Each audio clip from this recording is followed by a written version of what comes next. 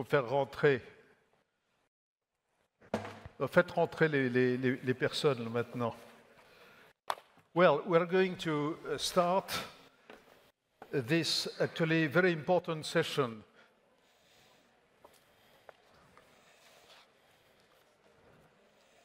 Bon, on va essayer de faire voilà. Well, this is a very important session for a reason that I will try to explain in a few words. You may know, some of you, about the concept of multi-vector foreign policies. You may also know of the Indian concept of multi-non-alignment. Multi-non-alignment, it seems a queer concept, but it is an important one. Fundamentally, these two expressions point to the same idea.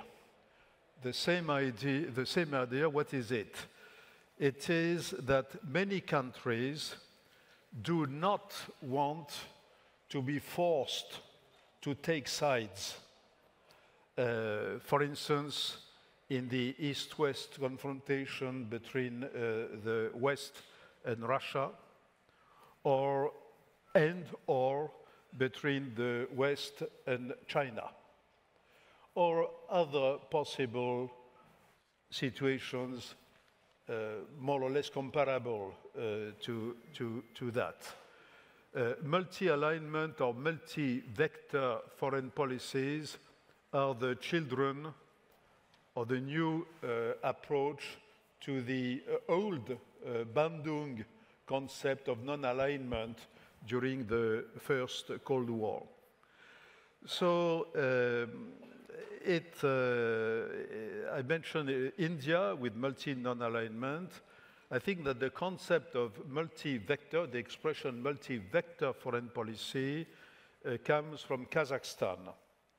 And more particularly, well, I know I met an Uzbek authority recently, and they consider that Uzbekistan is also one of the fathers of the idea, but Uzbekistan and Kazakhstan are sometimes, you know, rivals in certain for certain ideas in particular. Be that as it may, Kazakhstan, particularly now President Tokayev, is well known for his involvement in this concept when he was foreign minister prior to becoming president of the country. So, to discuss this matter, which I think is very important potentially, we have three panelists today. First of all, I would like to thank very much Madame Anna Brnabić. I hope I pronounced it very well, relatively correctly, who is now the Speaker of the Parliament of Serbia. She is the #2 protocolary person of the country.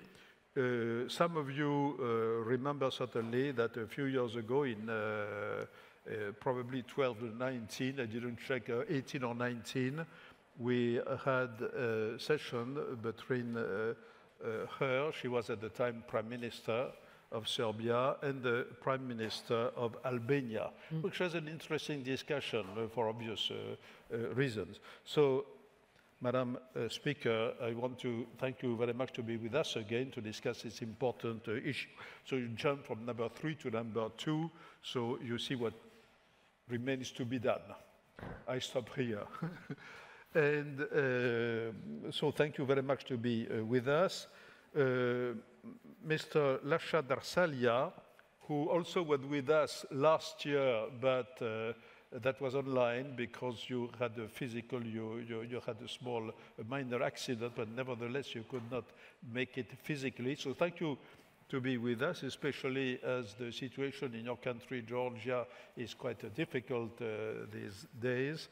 And Roman Vassilenko, he's Deputy Foreign Minister of Kazakhstan, so you know him well. I think he's with us for the third time. Thank you, Roman. So I launch immediately the discussion, starting with you, Madame Brnabić. I pronounce less well than the first time. Brnabić, well. The first time it went easily.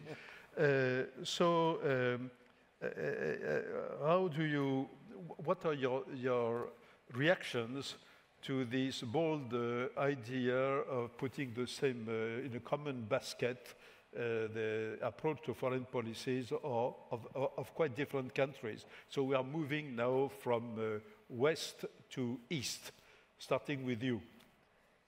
Thank you very much, and I'm very pleased to be at the World Policy Conference again. And I remember well, I think it was in Morocco, when I was there as the Prime Minister of Serbia, as you have said, in a panel discussion with Edi Rama, the Prime Minister of Albania. He's still the Prime Minister of Albania. And my initial thought is, when I thought about this conference, is that the world has since then, which was probably 2018 or 2019, actually grown to become a much more complicated place when we compare the 2 years. And in that respect, countries that are, I would say, smaller in terms of numbers, and Serbia is about 6.8 million people, find themselves under great pressures, as you have said, to align. Serbia is in a quite unique position because EU accession is our strategic priority. It is our strategic goal. And we have a very ambitious target that was set by our president, Mr. Aleksandar Vučić, to actually complete all of the reforms, internal reforms, to be ready for alignment by the end of 2026, which is extremely ambitious. Now, that does not mean to say that we will become members in 2027. It's highly unlikely, but then actually the timing rests upon the individual EU member states. But we actually complete our homework by the end of 2026. At the same time, Serbia is a successor to former Yugoslavia, which was one of the founders of the non-aligned movement. So we have, through generations, I think, kept very, very close connections with all of the countries in the non-aligned movement. And our former Minister of Foreign Affairs and former President of the UN General Assembly, Vuk Jeremić, is here with me, and as a Minister of Foreign Affairs, he actually led that kind of foreign policy for Serbia as well, which I think is very positive. Now, not to be very theoretical, I will just point out some of the things that actually show how successful Serbia has been and is in terms of spreading our connections in order to build a more resilient economy and more resilient country. If you look at our number one trading partner in goods, it's Germany, by far. If you look at our number one trading partner in services, it's the United States of America, by far, because of our strong ICT sector. If you look at foreign investments, about 65%, a bit more than 65% of foreign investments comes from the European Union. However, in the past 3 years, the number one foreign investor individually has been the People's Republic of China.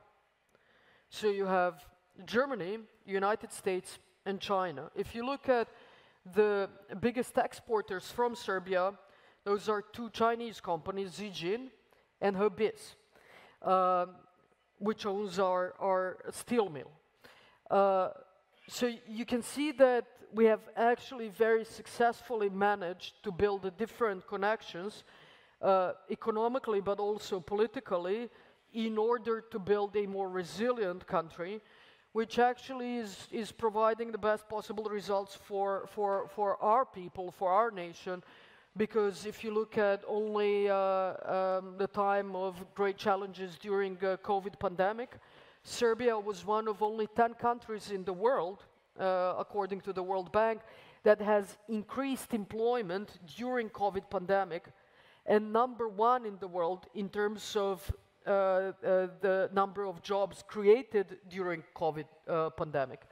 So all of this means that we will continue to work towards the EU accession, but at the same time, we will try to serve as a bridge rather than as a battleground for different competing interests in the world.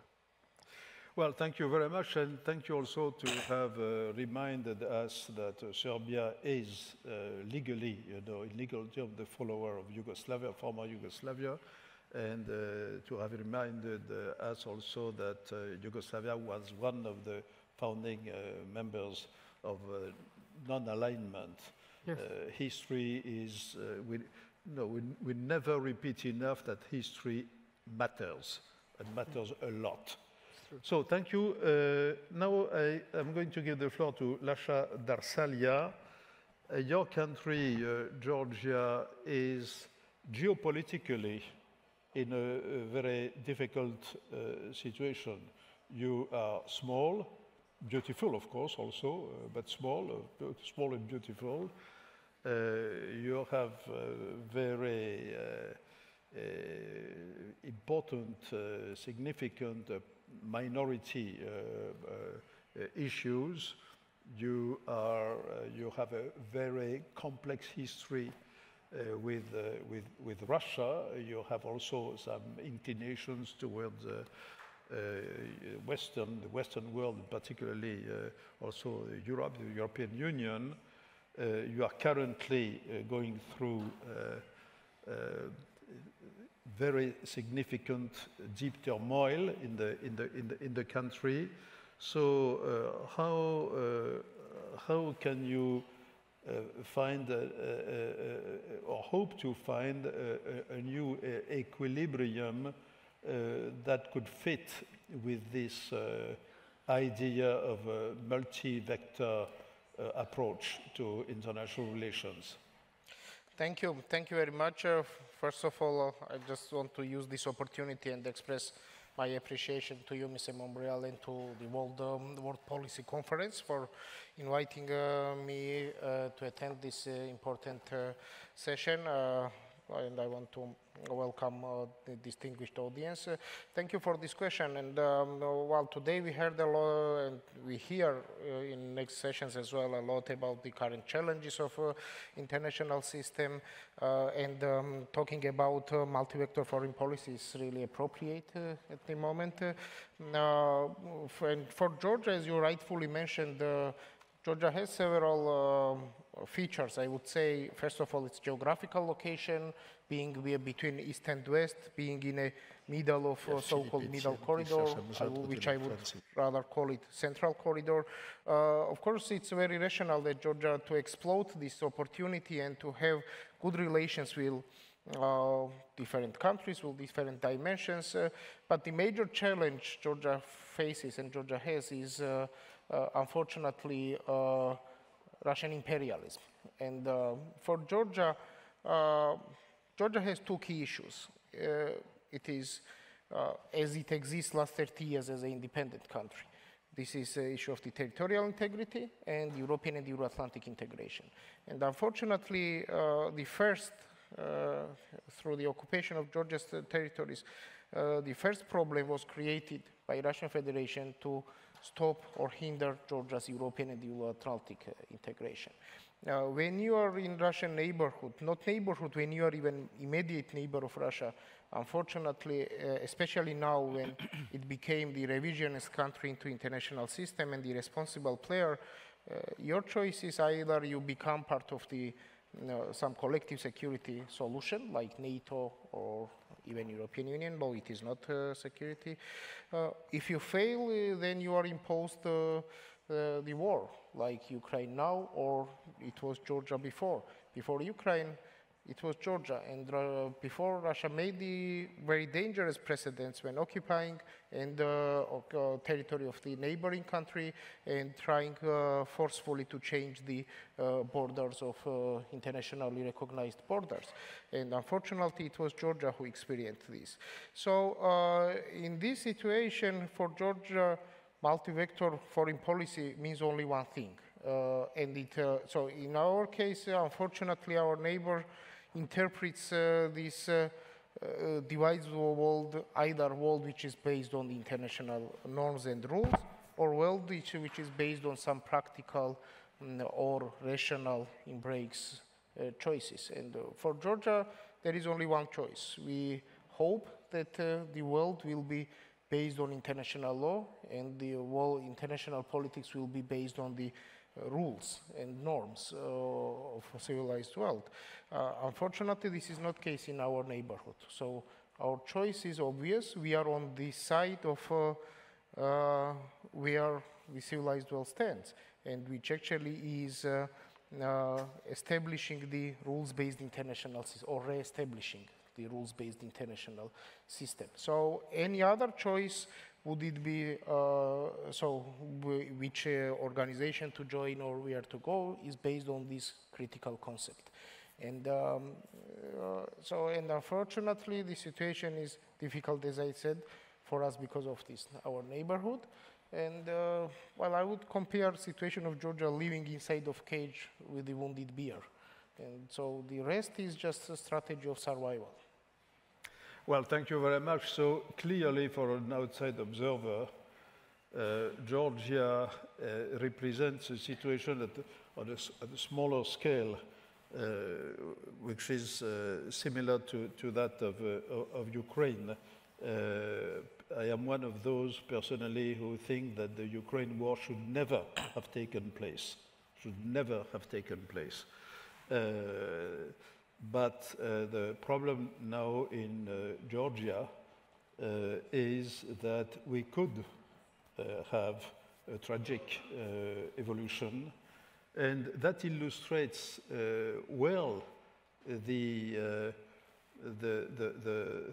feasibility, the sustainability of a concept such as multi-vector policy, because in order for such a policy to be what I call structurally stable, by speech this morning, there must be a will of the different parties to find rules of the game that allow such structural stability. And we see clearly that right now, in the case of Georgia, nobody can be able to say how the situation will evolve in the next weeks or months.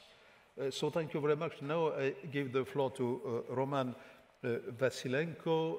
Kazakhstan is a huge country in terms of territory, with very weighty neighbors. Russia, of course, but also China.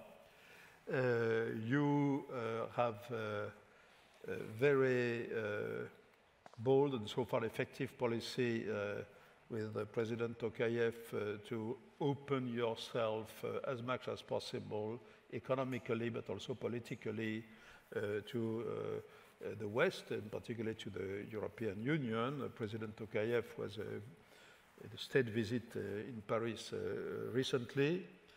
So you have some experience, probably the founder of this concept of multi-vector policy.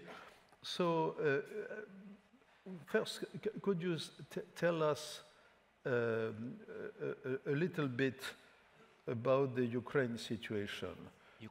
Ukraine to start with. That is, do you believe that there is a real chance now to move towards some kind of diplomacy that could end to the end of this war?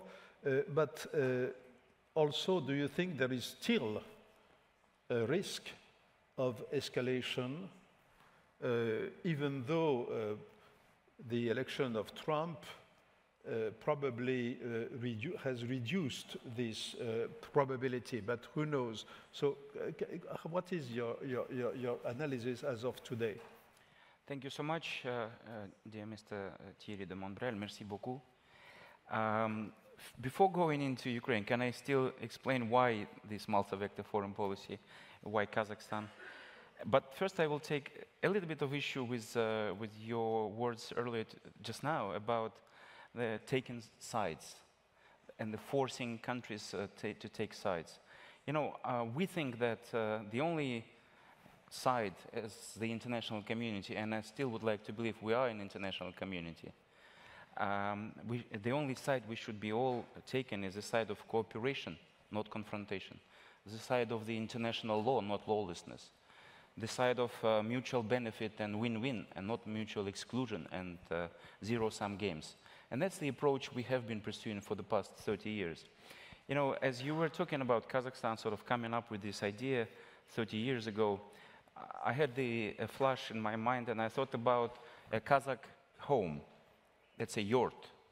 It's a round felt house, which doesn't have any corners, where you naturally taking corners, going into different corners like in a boxing ring is naturally against the mentality of Kazakhstan. And that's why perhaps living in such a huge landmass as that you mentioned, but neighboring even bigger neighbors, we have pursued this multilateral, multi-vector, pragmatic, constructive foreign policy since independence. And as a result of this, we have avoided so far, touch wood, the situation where we would have tense or even bad relations with any country in the world, including our neighbors. And naturally we are proud of that, and naturally we think that this experience can be shared. Of course, other countries' experiences are different. They are in different geographical situations, they have different neighbors, but the challenges are similar. And I think the response can only be through greater engagement and through greater search for this mutually beneficial cooperation. There's always scope for such cooperation, and I agree with you that this war in Ukraine should never have happened and could have been avoided. I'm not talking about appeasement, but I'm talking about constructive engagement, listening and hearing what the other side has to say.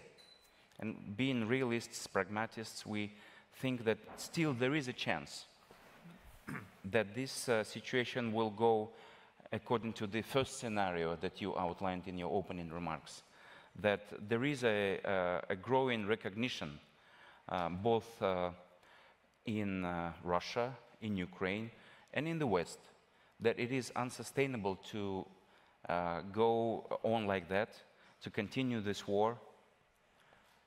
Otherwise, this will be the war until the last Ukrainian. Is this what the West wants? I don't think so. And you mentioned Donald Trump. Yes, everybody is expecting what's going to happen on January the 20th when he assumes office. I still think, despite the unclearness, lack of clarity as to what exactly he, as the leader of the United States, would want to put on the table, but I still think that this rather radical change in approach that he and his administration are going to bring to the table will have an impact, will give a jolt to this situation. For a very long time, there was this motto of the West staying with Ukraine for as long as it takes. That's an excellent motto. But as long as it takes until what? And it looks like Trump, his administration, are really going to look for solutions, and I hope that they look for solutions together with the European Union and together with Ukraine. Because I think in Russia there's also a realization that this war can go on for a long time. From their standpoint, I have recently been to Moscow, and that's, palpable. But I think economically there will be much bigger challenges ahead, and for Russia, they too would be interested in some kind of a settlement.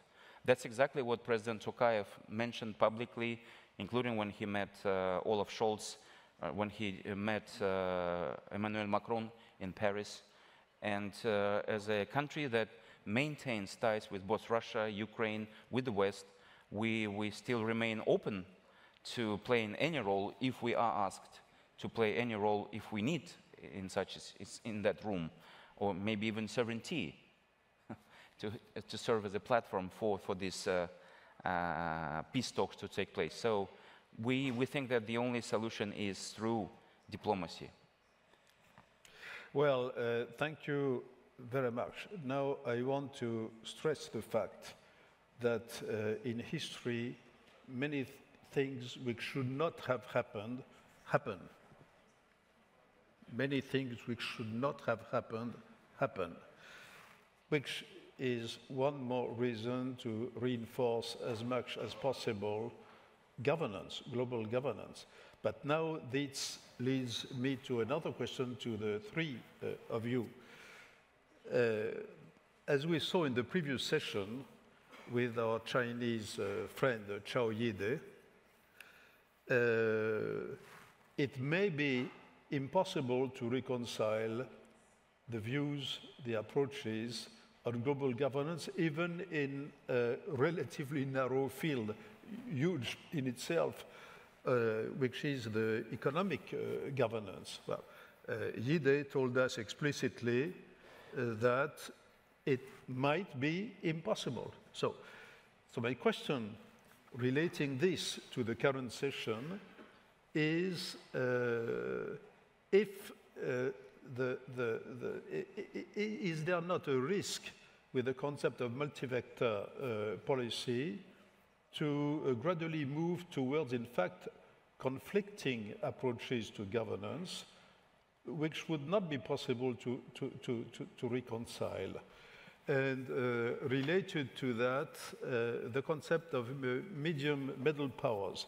I'm very glad, by the way, that Kazakhstan is so much emphasizing this concept of middle countries, which is actually at the core of the approach of the WPC since the beginning, middle powers.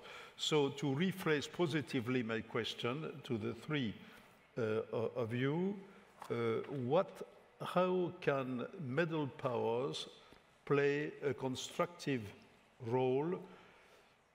I would say to force bigger powers to take a more reasonable approach, a more diplomatic approach to the major issues of the world. So let us start with Madame Brnabić. It's a tough question, and I'm not sure that it's even possible. It certainly doesn't depend on us. I can tell you that Serbia has managed to position itself as the country which is, I think, perceived as a country that can actually build bridges. Only if you look only at this year, 2024, for a country which has only 6.8 million people, we hosted the President of the People's Republic of China, Xi Jinping, and for the second time in the past 10 years. We have hosted the President of France, Emmanuel Macron. We have hosted Chancellor of Germany, Olaf Scholz. We have hosted President of the European Commission, Ursula von der Leyen. Our President had a telephone conversation with the President of the Russian Federation, Vladimir Putin. We have hosted the President of Kazakhstan, Mr. Tokayev, the President of the United Arab Emirates, Sheikh Mohammed bin Zayed Al Nahyan, the President of Turkey, Recep Tayyip Erdogan, only in 2024, and many more other world leaders, which is quite unconventional, I would say. But that might be, I think, the answer to your question, is that Yes, I think when you have such a wide gap between different world powers, perhaps sometimes they look for countries, and will do that, hopefully even more in the future, that do talk to everyone, to come in and say, okay, you know, can you tell us what this other person thinks, what this other country thinks, you know, how can we actually, again, establish the communication channels? Because at the end of the day, any war needs to end by some kind of a dialogue. And I have no idea whether currently there are communication channels open between different conflicting, warring sides. I hope that they do, but it seems that sometimes, actually, for the first time perhaps in history, there are no communication channels open, and that is a frightening thought, I would say. So perhaps, you know, some of us can serve as a bridge between all of these different sides. Now, going forward, whether the situation will become even more complex, as it tended to happen when, in the first term of President Trump, when there was actually a trade war between EU and the United States, and everyone else, including the Serbia as EU accession country, suffered. It remains to be seen, but, and to end, I think what, you know, as not as the Speaker of the Parliament, as a kind of the citizen of the world, what worries me is that all of us together have much more pressing issues globally, such as climate change, that we need and can resolve only by working together. Now, the fact that we can't even resolve issues that actually depend on us, and that we have a, you know, increasingly more complex world with increasingly more wars in it, is a really worrying thing, because, you know, to put all of our knowledge, all of our technology to work together, we might not be able to solve a climate change issue. But to think that even on that thing we're not working together is something that truly is frightening. Well, thank you very much. Before giving Mr. Darsalia the floor, I would like to remind you that this afternoon, the second session of this afternoon, starting at 2:30, there will be a conversation. I will have a conversation with Mr. Kevin McCarthy. Kevin McCarthy was the 55th Speaker of the US, of the American Chamber of Representatives, and he knows Donald Trump very well, very well. And he had some quarrel with him, but now they are reconciled, at least for the time being. And I think he will give us some insights of what might be the next few months and years to continue this sort of discussion. So now, Mr. Darsalia. Thank you, and it's really difficult and important question, but I believe that international community is much stronger than any single country. And this is, I think, and in this regard, it really, well, peace is very important, but I think it's more important justful peace or just peace. Because otherwise, just try to have peace on expense of international law, it will just trigger future wars and future conflicts. And I think this is important concept. And in this regard, whatever even if it looks difficult, even impossible or idealistic, or whatever the sides are, the solutions have to be based on international law and just solution of the issue. And if international community takes into its arsenal international law, not any other concepts like pragmatic approach or something, then I think it will be possible just to not only achieve peace today, but also to prevent conflicts in future. because it will high cost for any country to breach the international law. And I think this is important, and this is what unfortunately is difficult to do today when we are talking about Russia. But history does not like questions if, but just imagine if Russia was stopped not in 2022, or it's not even stopped now, but if it was stopped in 91, when it triggered the ethnic cleansing of Georgians in Georgia's territory, if it stopped during the genocide in Chechnya, or in Transnistria, or its actions in Transnistria, or in 2008, and because we Georgians remember, we all the time hear this, okay, yes, you had these problems, you have occupation, you have but let's pragmatically engage with Russia and hear what they want. They want just one thing, they don't recognize their neighbors as a countries. And and in this regard, we have, so before we will not take as our key orientation international law, we will keep asking who is next. Before we will not deal with the issue who was before, we will keep asking who is next. And so this looks difficult, this very even idealistic, just, but that's the only solution, unfortunately. Thank you very much. If I might please. just interfere quickly. At the same time, let's not make this into a overly too simplistic, look at this too simplistically. Because Russia, you know, I would say as a global superpower, is, as the global superpowers tend to get, is not the only global superpower that sometimes has complete disregard for the UN Charter and the international rule of law. Other superpowers do the same.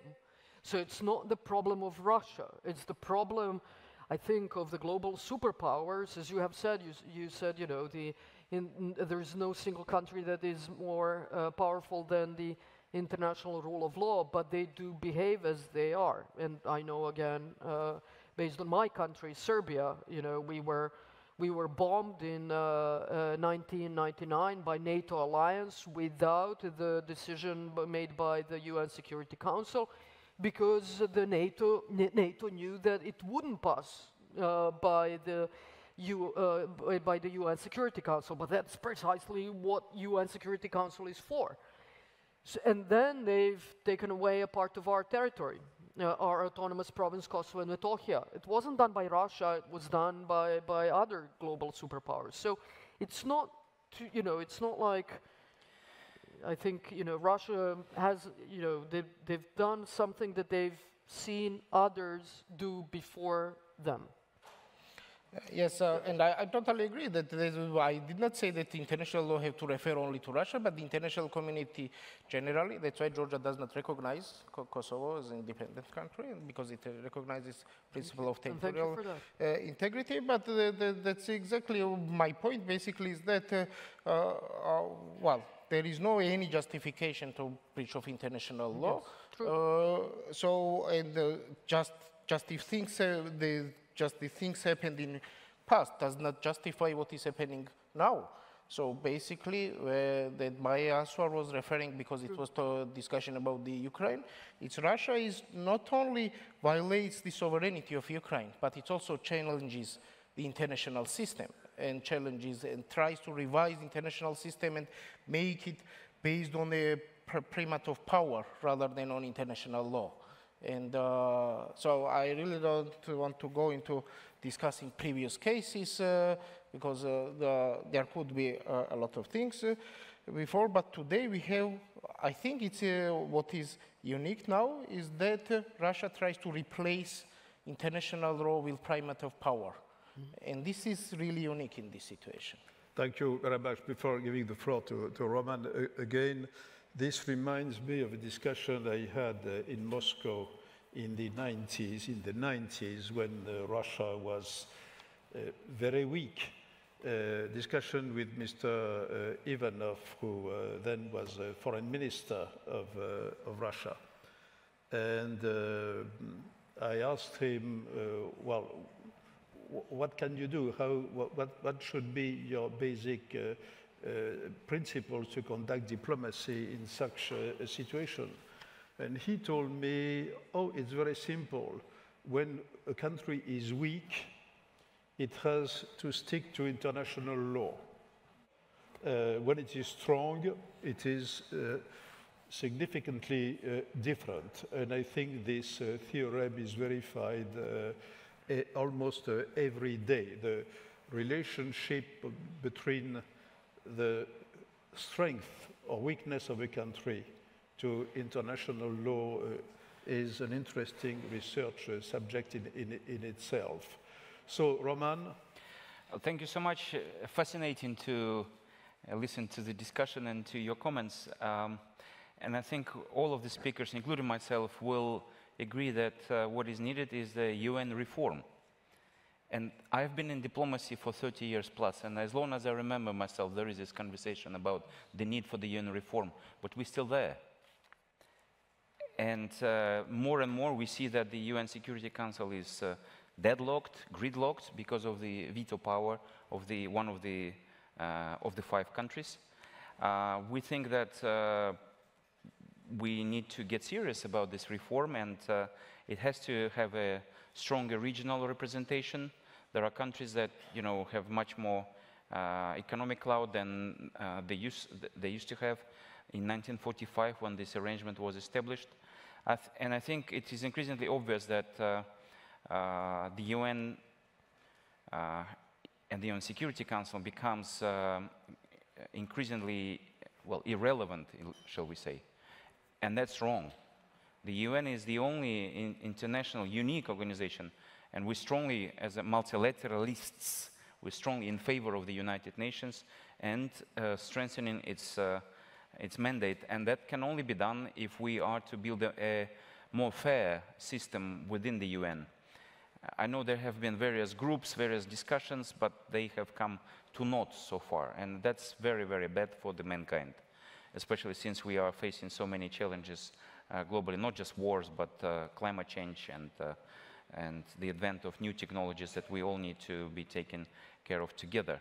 But you mentioned the middle powers. Yes, we were called the middle power earlier this year by a German think tank. We appreciate this title, but we take it very seriously, and we understand that this requires a lot of responsibility. We're ready to share our experience. We're ready to contribute to the resolution of international conflicts, but we think that we can only do it together, again, perhaps as a network of like-minded middle powers who can come together and impress upon the superpowers that there is a great international community which stands for the international law. And if we are to follow the logic of Mr. Ivanov and you know, to follow the rule of the strong one, this is the law of the jungle. What will come up of the world after that? Nothing good. Thank you very much. So we have a very strict agenda because we will have only 1 hour for lunch before resuming. So I will take one question, you know, that cannot take, but the one question is, I'm going to give the floor to someone, the only person who does not ask for the floor. That's Tatiana Castueva-Jean, who helped to set up this session. Where is she? Tatiana? Hey, Tatiana, yeah. Right there. Okay. But, stand up to be identified. So the micro is coming. Merci beaucoup pour cette possibilité. Je n'avais pas demandé la parole, mais en effet, j'ai beaucoup contribué à la préparation de cette session. Et je voudrais poser une question à M. Darsalia, vice-ministre des Affaires étrangères de la Géorgie, par rapport à ce qui est en train de se passer dans le pays et les éventuelles sanctions de l'Union européenne qui risquent de mettre en péril votre objectif d'adhésion à l'Union européenne. Et votre pays a eu une chance extraordinaire d'obtenir le statut de candidat. Et j'entends bien que vous avez un voisin avec lequel vous êtes enfermé, pour réutiliser votre expression, comme un ours dans la cage. comment réconcilier cette menace côté russe avec la volonté d'adhérer à l'Union européenne sans réprimer les manifestants dans la rue et en respectant toutes les valeurs que le rêve géorgien déclare être les siens. Merci.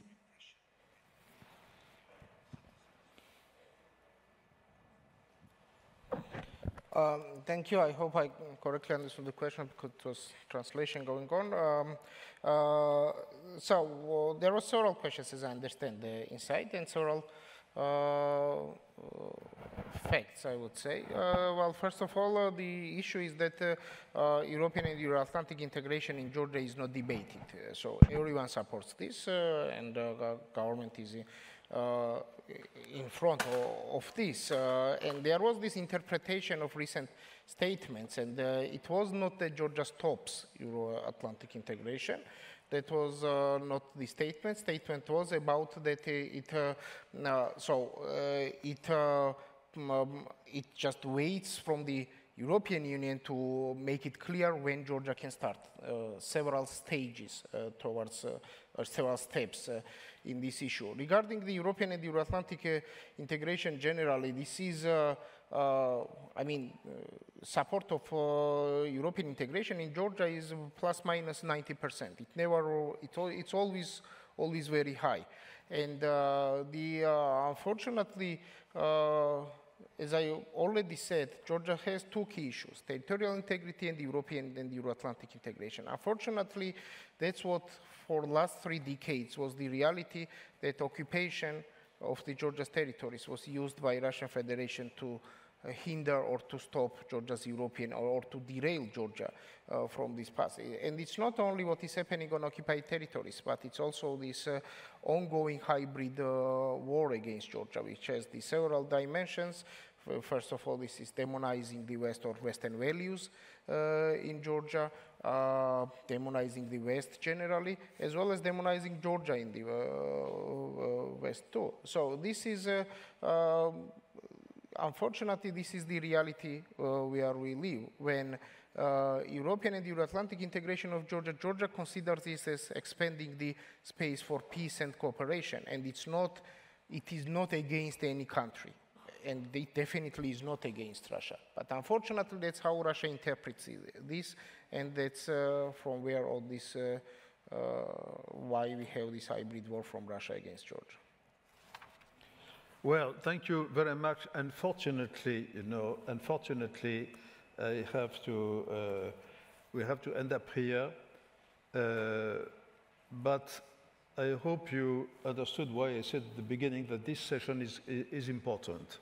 I think this session is important because if we want to avoid to slip from the second Cold War I mentioned this morning to a real Third World War, it is crucial to use these concepts we have been briefly discussing this morning. So I'm sure that in future editions of the World Policy Conference, we will try to go deeper in these ideas, and obviously talking about the future of the Middle East in a more and more complex situation. At some point, we will have also to use these kinds of concepts. So thank you very much indeed. By the way, one more word about the future of the European Union itself, because the European Union is in miniature, so to speak, a model of global governance. If one wants to deepen the concept of a European foreign policy, European defense or security policy, we will be obliged to go into these kinds of considerations within Europe. So it's really very important. So thank you very much, and I wish you, all of you, bon appétit.